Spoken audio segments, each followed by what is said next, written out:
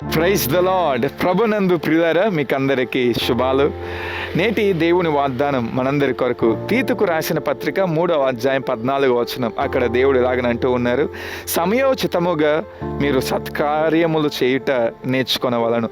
మనుషుడు తన యొక్క జీవితంలో చాలా విషయాలు నేర్చుకుంటూ ఉంటారు. మనం అందరం చాలా విషయాలు నేర్చుకున్నాం కదా. ఎలాగున చదవాలో నేర్చుకున్నాం, ఏ పని చేయాలో నేర్చుకున్నాం, వివిధ కార్యాలు నేర్చుకున్నాం, ఆడుకోవడం నేర్చుకున్నాం, అదే రీతిగా హాస్యముగా మాట్లాడడం నేర్చుకున్నాం, అనేక విషయాలు నేర్చుకుంటున్నాం.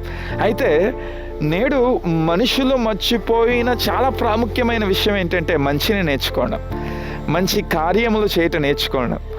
పూర్వంలో తల్లిదండ్రులు పిల్లలకు నేర్పించేవారట మంచి రీతిగా ఎలాగున బ్రతకాలి, మంచి కార్యములు ఎలాగున జరిగించాలి, సమాజానికి ఉపయోగకరంగా ఎలా ఉండాలి, కుటుంబానికి ఉపయోగకరంగా ఎలా ఉండాలి. అసలు ఈ విషయాలన్నింటినీ పూర్వంలో తల్లిదండ్రులు ఉపాధ్యాయులు నేర్పించేవారు. అయితే ఇప్పుడు నేర్పించదామన్నా నేర్చుకునేవారు కరువు అయిపోయారు. అయితే నేను అంటున్నాను ప్రియులారా, నీ జీవితానికి మంచి లేకపోతే అర్థమే లేదు.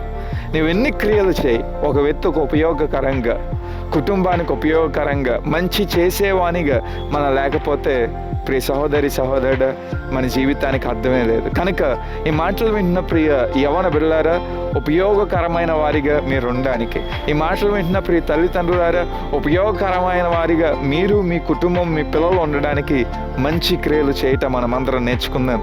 అటు రీతిగా మంచి కార్యములు చేసి దేవుని యొక్క ఘనమైన నామానికి మహిమను తీసుకుని వచ్చేవారిగా మనమందరం ముందుముగాక. ఆమేన్.